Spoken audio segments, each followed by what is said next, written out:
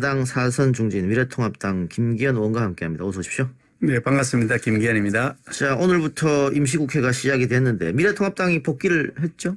예, 했습니다. 네. 네, 오늘부터 이제 상임위원회 활동을 정상적으로 하겠다고 대국민 선언도 하고요. 예. 열심히 활동할 겁니다. 예. 그 원구성 협상 다시 하지 않습니까? 원구성 협상은 뭐 일방적인 그 뭐 폭거에서 예. 뭐 어찌 보면 린치 비슷하게 저희들이 맞았는데요.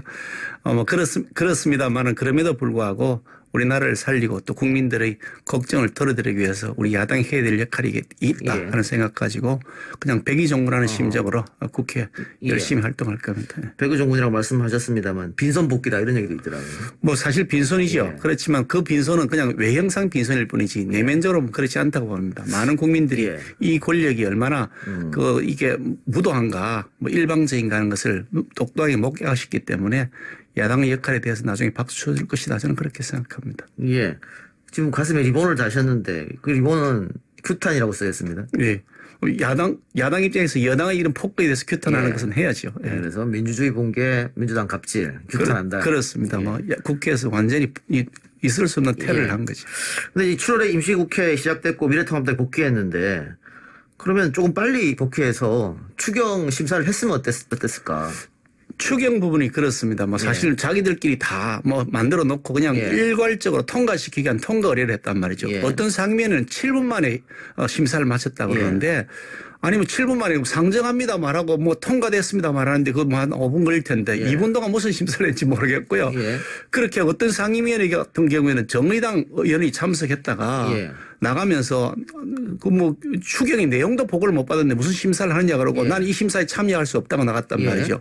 국회를 완전히 들러리로 만들어서 무슨 뭐 자동 인출기 비슷하게 뭐 그냥 대통령이 뭐 버튼만 누르면 탁 현금이 되어 나오는 그런 모양으로 추경 심사를 했으니 이거는 부당하다. 그래서 저희들이 추가 심사를 하도록 연장해서 심사하자 그랬더니 야당 필요 없다. 지금 예결위원장, 여당의 예결위원장은 야당이 없으니까 더 효율적으로 잘 심사했다. 뭐 이렇게까지 얘기하면서 통과를 시키고 있으니 이것이야말로 정말 그 테러다. 국회의 뭐 완전히 붕괴다 하는 생각을 하지 않을 수가 없는 거죠. 결과론적으로 일단 그렇게 됐는데 그래서 100석이 넘는 제1야당이 들어가서 그럼 추경 견제를 좀 하고 삭감할 건 삭감하고. 그래 하겠다 그랬는데 자기들이 연장 안 해주고 무조건 무조건 가겠다 그러지 않습니까? 저희들이 일주일 연장하자. 그래서 심사하자 그랬는데 일주일 만에 그 추경이 뭐 심사가 돼가지고 결론이 일주일 늦춰진다고 해가지고 나라가 무너질 상황도 아닌데 그걸 연장을 못 하겠다는 거 아닙니까? 일방적으로 가겠다는 의사지요 뭐. 그러면은 아까 뭐 빈손 복귀도 얘기했는데 지금 18개 상임위 중에 17개를 민주당이 가져갔고 하나 남은 게 이제 정보위지 않습니까? 그렇죠. 정보위장은 이제 국회 부의장과 협의해서 해야 되는데 정진석 의원이 지금 부의장으로 들어오지 않고 있는 상황이거든요. 그런데 어쨌든 이거 그 박지원 의원이 내정된 국정원장이자 청문회를 위해서도 정보위원회 구성해야 될 텐데 이건 어떻게 풀어가실 생각이십니까? 국회 부의장의 저희들이 사실 추천을 안 하고 있는데 뭐 여당이 또 마음먹으면 자기들 당으로 할 수는 있겠죠. 근데 그렇게 했다가는 국민적 비난을 받을까 싶어서 지금 머뭇거리고 있는 것 같은데 저희 당 입장에서는 아마 부의장을 추천해야 될 것이라고 생각하고요. 당내에서 아직 후보를 정하지는 않았습니다만 정해서 추천을 해서 정보위도 구성하고 상임위원회 활동을 본격적으로 해야 되겠다. 저는 제 정진석 의원으로 추천하는 겁니까 그러면? 그거는 당내 아직 후보를 안 정했으니까 뭐 후보 경선 과정이 있을 수도 있고 단독 후보일 수도 있고 그건 아직은 판단하기 어렵습니다. 박지원 전 의원의 국정원장 내정은 어떻게 평가하고 계십니까? 박지원만 아니고요. 박지원 후보 또 뭐 이인영 후보 또 국무장관? 그렇죠. 서훈 뭐 안보실장 이런 분들 이게 서지영이란가 이렇게 표현하는 것 같던데 이 세 분 트리오를 이번에 교체하는 것을 보면서 이것은 완전히 심기 관리 차원, 김정은의 심기 관리 차원의 뭐 인사다 그런 생각을 지울 수가 없습니다. 북한 눈치 보기 인사다. 그렇죠. 완전히 어쩌면 김정은이 기쁨 만드는 거냐 뭐 이런 생각이 들 정도로 완전히 친북적 성향이 농후한 편향성이 농후한 사람들마다 채워놨단 말이죠. 이 남북 문제라고 하는 것은 이게 북한하고 대한민국 사이에서 협상만 돼서 되는 게 아니고 미국, 중국, 러시아와 같은 이 강대국들이 다 여기에 개입돼 있어서 그 외교적 관계, 이해관계의 조정이 반드시 선행돼야 되는 과제인데 특히 미북 정상회담 뭐 북미 정상회담을 한다고 하는데 그런 과정에서 친미 인사 혹은 그 미국의 지미 인사 좀 있어야 되는 거 아니겠습니까? 세 분 중에 한 분도 그런 분이 없어요. 전부 다 그냥 친북 인사, 친북 편향성이 강한 인사들로만 채워져 있어서 이거 뭐 남북끼리만 가지고서 이게 남북 문제가 해결이 되는 것인가. 그 지금까지 그렇게 추진하다가 실패를 했는데 또 똑같은 실패를 반복하고 있다. 그래서 이거는 선거 내후년에 있는 선거 그 선거를 염두에 둔 이벤트형 개각 아니냐.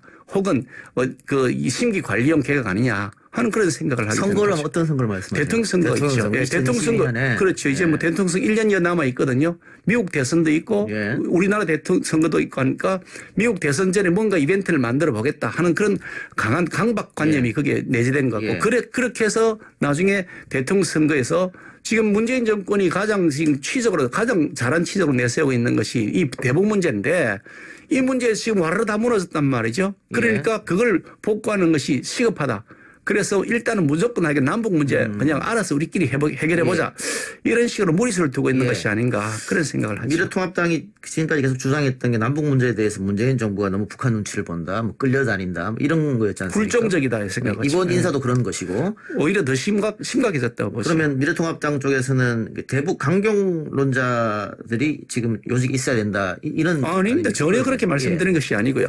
저는 어떤 방송에서 제가 친북이라고 했더니 친북이라는 표현이 적절하지 않다는 말씀을 저는 그렇게 생각하지 않습니다. 우리의 외교 문제 특히 북한과 이 대한민국 사이 문제를 해결하는데 친북인사도 필요합니다. 그리고 반미인사도 필요하고요. 친미인사, 반미인사, 뭐 친중인사, 반중인사 다 필요합니다. 그래서 골고루 여러 가지 의견들이 녹아진 상태에서 종합적으로 대한민국의 미래를 위해서 어느 것이 바람직할 것인가 이렇게 판단을 한다. 저는 그렇게 생각하기 때문에 이번에 일방적으로 친북 편향성이 강한 인사만 다 채워놓았으니 이게 어떻게 해결이 되겠냐. 국제 외교와 관계가 해결이 돼야 먼저 선행이 돼야 되는데 그런 말씀을 드리는 거죠. 알겠습니다. 지금 방금 말씀 세 자리 중에서 이제 청문회 대상은 이제 박지원 전 의원과 통일부 장관 후보자인 이인영 의원입니다. 박지원 전 의원은 뭐 현직 아니니까. 그런데 그 왜 현직 불패 뭐 의원 불패 이런 말씀 있지 않습니까? 청문회에서 현직 의원들 다 통과된다. 통일부 장관 후보자 이사청문 어떻게 준비하고 계세요? 글쎄 지금 이제 뭐 준비를 막 시작한 단계 오늘 상임위원회 저희들 이제 배정이 되어서 저도 외교통일위원회에 지금 배정이 되어서 제 소관 업무가 되었습니다만 이 청문회를 준비를 시작을 했는데요. 이인영 후보 같은 경우에는 뭐 국회의원으로서의 역할은 또 나름대로 잘 했다고 저는 생각하고요. 뭐 여당 야당 입장이 다 다르니까 또 뭐 여당의 입장에서도 해야 될 역할들이 있겠죠. 저는 그 부분에 대해서 폄하하고 싶은 생각은 없는데 통일부 장관으로서는 과연 적합한 인물인가에 대해서 매우 저는 우려스럽다는 생각을 하고 있죠. 지난번에 뭐 그 고민정 후보 그 지원 유세를 그 이인영 의원이 가셨는데 거기에서 그 고민정 후보를 당선시켜 주시면 국민재난지원금 100% 드리도록 뭐 노력하겠다. 뭐 전력을 다하겠다 이렇게 하셨는데 이게 이런 그 국민재난지원금 문제를 선거의 전략으로 사용한다는 것에 굉장히 저는 불쾌감을 느끼고 있거든요. 그것도 공개적으로 그것도 그 당시 여당의 원내대표란 말이죠. 그런데 이 대북 문제도 또 그런 식으로 이용하지 않을까 하는 우려를 가지고 있고요.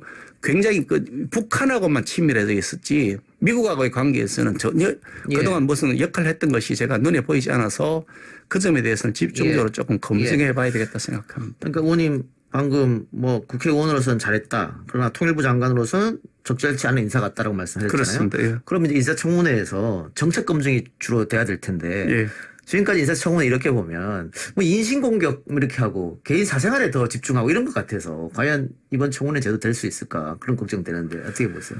사생활 부분 도덕성 검증도 상당히 필요하죠. 그동안 뭐 그 도덕성 검증에서 탈락한 사람들이 부지기수 아니겠습니까? 그런 점에서 필요하다고 생각하는데 아직 이인영 후보에 대해서는 뭐 도덕성 검증을 위한 자료조사가 지금 안 돼 있기 때문에 이분이 어떤 그런 뭐 사생활 문제에서 검증을 통과하기 어려운 이유가 있는지는 아직 판정할 수가 없습니다. 그러니까 그 점에 대해서는 지금 말씀드리는 시기상조이고요. 그런데 그런 과정에서 가령 뭐 지금처럼 이렇게 국민들의 정서를 거스리는 뭐 강남 집 다 팔아라 그래 놔놓고 자기는 뭐 강남에 집 가지고 있고 다 집 두 채 세 채 가지고 있다. 가령 그래 되면 그 부분은 국민들 정서상 용납이 안 되지 않겠습니까? 예를 든다면 뭐 그런 형태의 여러 가지 검증들은 다 필요하다고 생각하시죠. 그런데 이거는 뭐 민주당이 집권할 때나 미래통합당이 집권할 때나 마찬가지인 것 같은데 그러니까 너무 이 정책 검증보다는 뭐 사생활 문제로 가서 그 사생활 문제는 비공개로 의원들끼리 하는 그런 방안도 뭐 아이디어가 나왔었지 않습니까? 거기에 대해서 어떻게 생각하세요? 저희들이 여당할 때도 사실 그 문제를 논의를 했었는데요. 결과적으로 최종적으로 저희들이 도입하지 않은 것은 아무리 이 사생활 분야라 하더라도 공적인 활동에 관한 것인데 그걸 국민들에게 알리지 않고 밀실에서 할 수 있겠느냐. 그 당시 우리가 뭐 여당이 추진한다도 야당이 반대할 입장이었지만 우리 여당 입장에서 보더라도 그것은 바람직하지 않다고 생각한 거죠. 검증 과정에서 주식 투자를 막 그냥 투기하듯이 막 했던 사람, 업무 시간 중에 막 주식 투자를 계속했던 사람, 이런 사람들이 나타나는데 그걸 국민들에게 알리지 않고 밀실에서 검증을 한다. 그거 안 되지 않겠습니까? 다 투명하게 오픈해야 된다. 그러니까 그 부분이 가령 이런 부분들이 있습니다. 인신공격적 사유들이 있는 것이 있습니다. 예를 든다면 자녀가 어떤 그런 뭐 이게 그 정신질환적인 문제로 인해서 예. 군대에 못 갔다 그러는데 그걸 갖고서 막 후벼 파서 가족을 망가뜨릴 수는 없지 않냐. 이런 문제들이 있을 때는 여야 간사가 합의를 해서 실제 그것이 맞느냐. 법적으로 문제가 있는지 없는지를 검증을 해보자. 사전에 그 부분에 대해서 검증해 그 부분에 클리어 됐다 그러면 그건 우리가 건드리지 말자. 예. 이런 형태로 한 적이 있었습니다. 뭐 그런 형태는 저는 바람직하다고 생각하는데 국민 모두의 공부를 일으킬 수 있는 검증 사유에 대해서 밀실에서 하자. 그거는 우리가 여당일 때도 우리가 도입을 하다가 예. 하다가 중단한 건데요. 그래요. 예. 자, 인국공 사태, 부동산 정책, 뭐 또 17대 0, 뭐 이런 여러 가지 영향이 한꺼번에 있었을 텐데 최근 대통령 지지율도 빠졌고 민주당 지지율도 빠졌습니다. 미래통합당 지지율은 약간 올랐고요. 이 여론이 미래통합당 쪽으로 이제 조금씩 넘어오고 있다 이렇게 보시는 겁니까? 어떻습니까?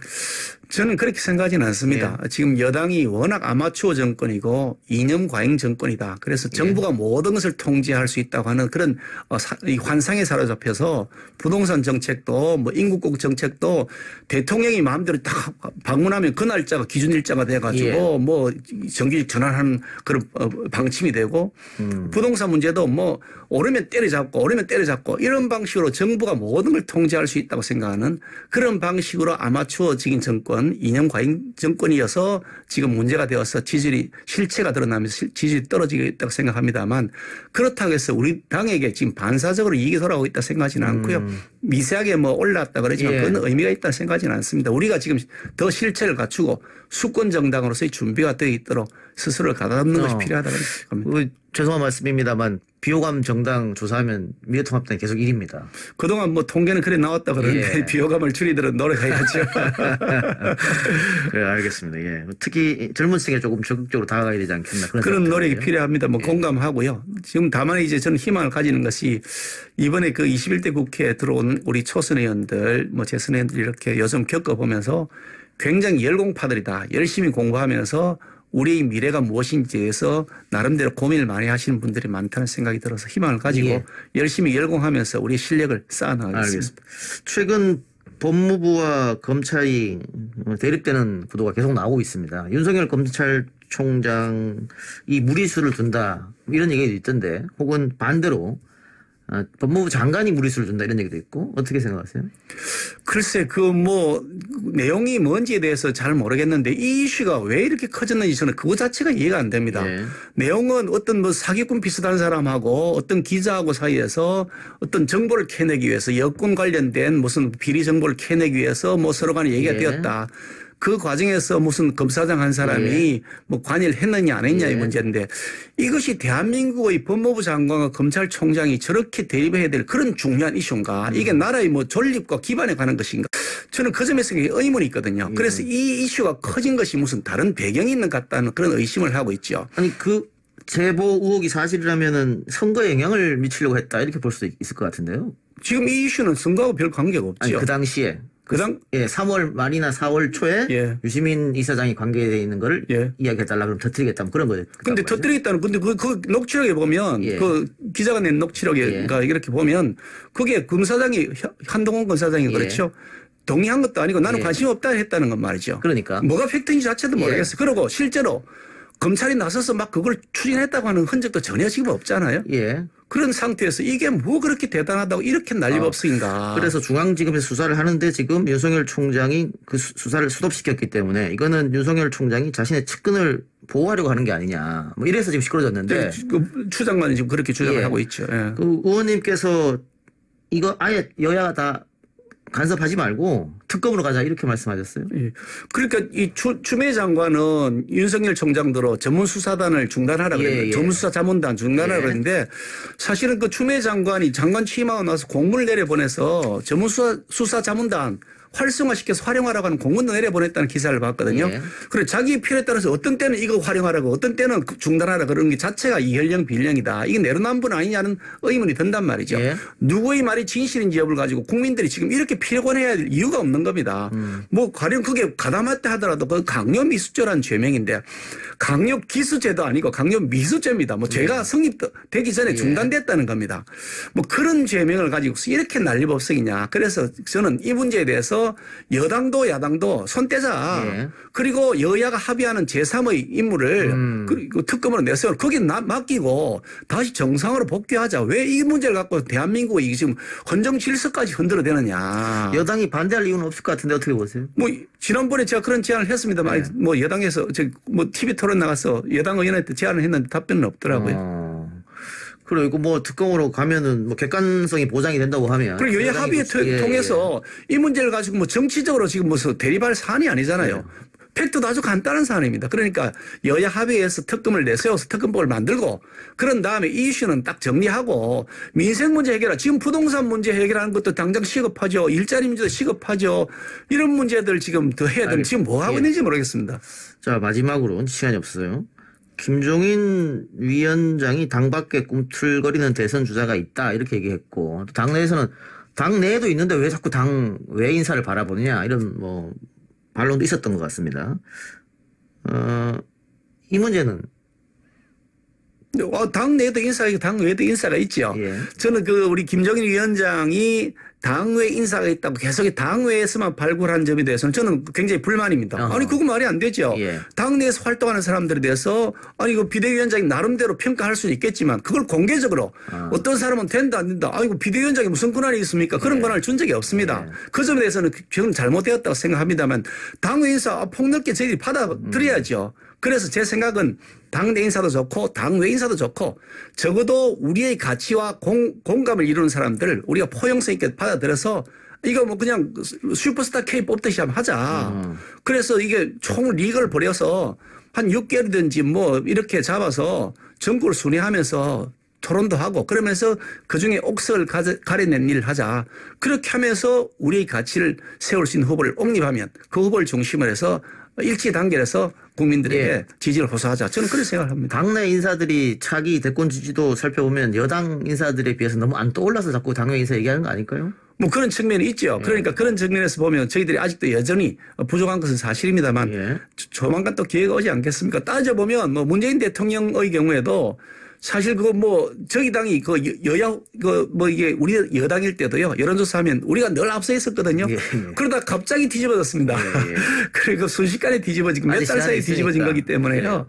아직도 뭐 민심의 그 민심을 끌어갈 수 있는 길이 저희들이 많이 있다고 생각합니다. 알겠습니다. 오늘 출연해서 고맙고 또 2주 있다 또 뵙죠. 예, 고맙습니다. 감사합니다. 예.